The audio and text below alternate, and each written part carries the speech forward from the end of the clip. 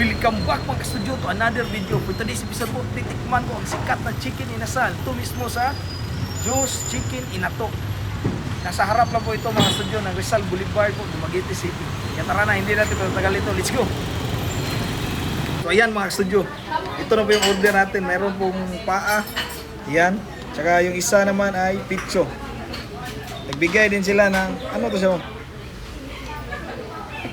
Atsara. Tsaka mayroong rice. Lord, thank you so much for this day. Thank you sa food, sa good health, sa blessing, sa guidance, sa protection. Amen. Nanghalang lang sili mo. May pa ko mga? Green. Kau na tarang? Ayan mga studio, titikman na natin itong kanilang paa. Sikat kasi itong Juice Chicken Inato dito sa Dumaguete ba. Kaya na-curious ako, ang daming taong kumakain mga studio. Tiyempo din po na graduation ngayon ba.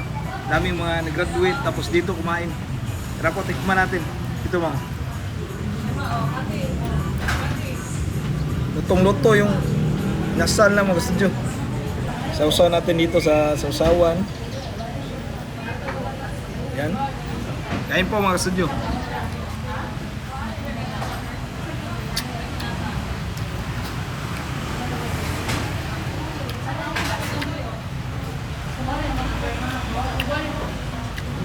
Sarap din yung inasal nila.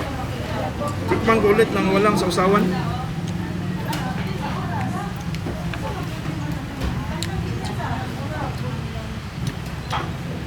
Malasa siya man, medyo matamis kunti.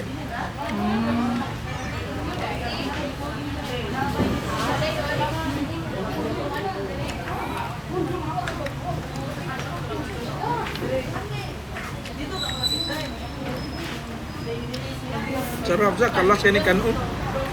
Kalas kaya kanon. Tama lang yung timpla nila. Saktong-sakto lang, tapos meron talaga siyang kunting tamis. Marinated yung kanilang chicken.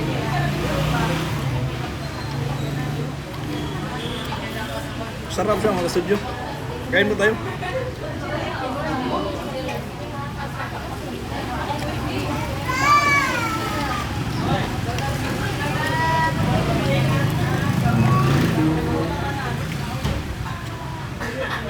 Kuha tayo ng unod man tapos lagyan tayo ng sili ba. Yan. Kaiba itong mga sili na ito, green. Yan. Yan mga studio. Wow. Kain po.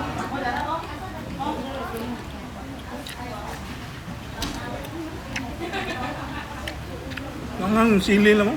Light green. Sili kulikot mo.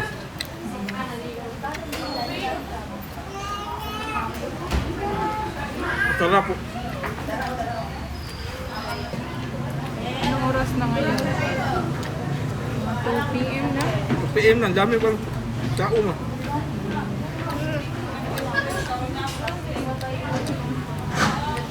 Si Sax din pala, kasama namin. Kain na rin siya.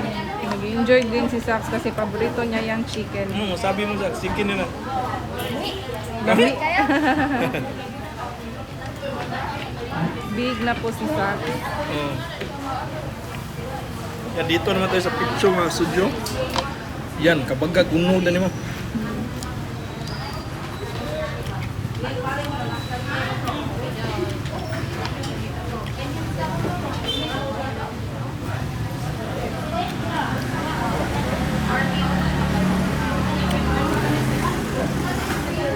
Timpla nila ba, hindi siya nakakaumay. Parang nakaganang kumain ba? Tapos yung dito sa kanila, wala silang mga, ano yan pa, kutsara at tinidor kasi kamayan lang ba? Inato na ni, sa Bisaya. Inato, oo. Yung inato sa Bisaya, parang kuha naman, simple lang ba? Simple na kainan ba? Nakakamay lang talaga.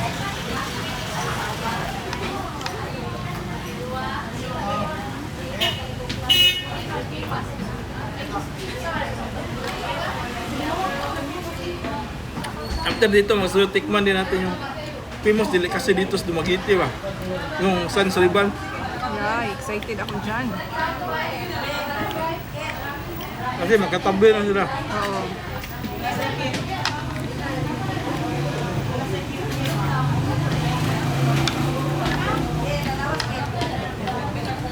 Yan, laki na.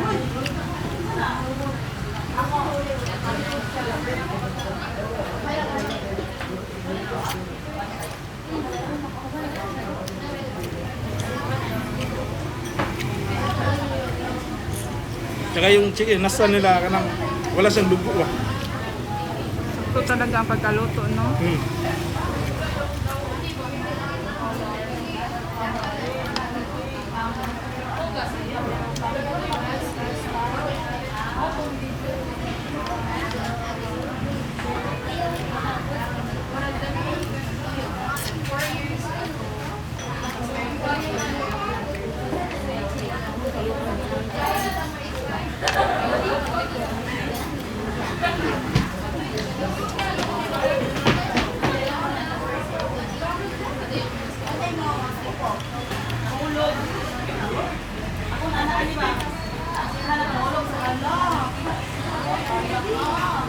Pag nakapasal kayo ng Dumaguete, mga sudyo, huwag niyong palapasin to.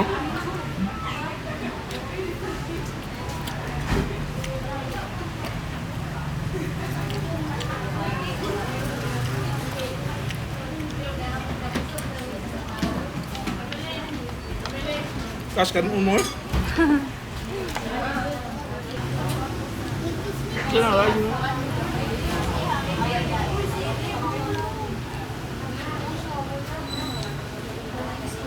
Ano?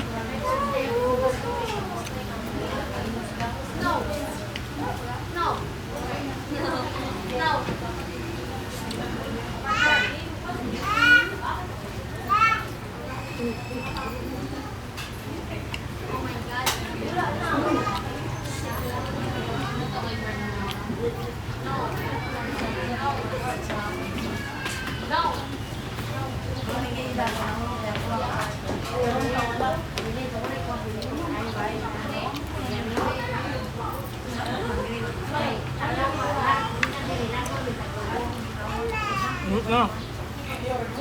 Ako.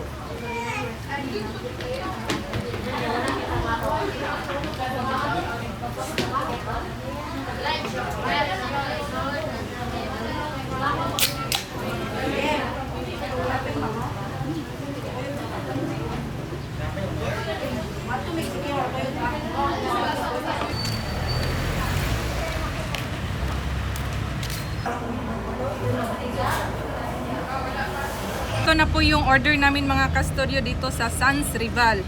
Ang famous na Silvanas. Yan. Wow. When you say Dumaguete po mga kastudyo, ang unang maiisip mo talaga ay itong delicacy nila na Silvanas. Ayan, matitikman na po natin ito mga kastudyo. Yung in-order po namin ay iba't ibang flavor po. Sa natin.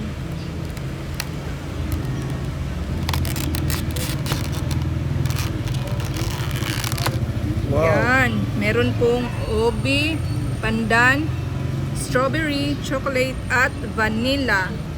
Yan. Tikman na natin to mga kastudyo. Asa ka na, Dito ako sa vanilla. Vanilla, gi.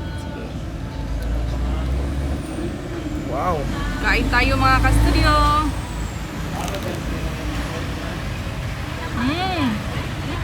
Di pa ko nakatikim niya, no? Wow, mayroong lamang sa loob. Sarap. Anong masabi mo? Yun lang, masarap. Yung tamis niya pa, gustong gusto ko talaga. Describe mo ano yung lasa. Yung lasa niya is vanilla. Kasi yun yung flavor niya. Yung sa loob Masarap niya. yung cream. Cream. Oo. Itong white. Sarap. Mukhang crispy, ah. Meron lang konting crispy. Dito na part yun, no? Yung ito na layer. Yung ito na layer. Sarap. Dito ka na lang titira. Ito. Bi, try mo to. Chocolate kasi paborito mo ba? Merong crispy no? Sarap. Sarap. Sure ka? Ubusin mo.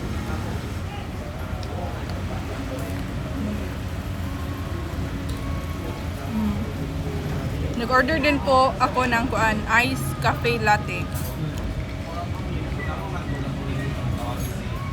Kasi ang sarap niya ipamaris dito sa Silvanas.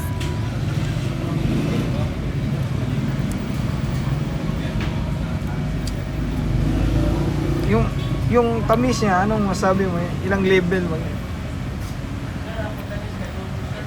Para sa akin, 50 lang to pang.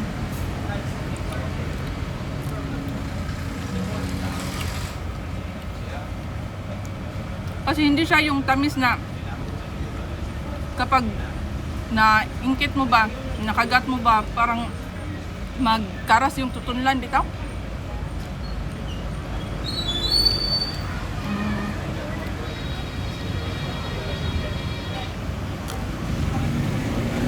Tsaka mahilig kasi ako sa matamis eh. Yan mga studio, marami pa po kaming mapupuntahan na pagkain dito sa Dumaguete po. Abang-abang po kayo mga studio. Yes po, abangan niyo po yan mga ka-studio. Hanggang sa susunod po na food trip. Paalam!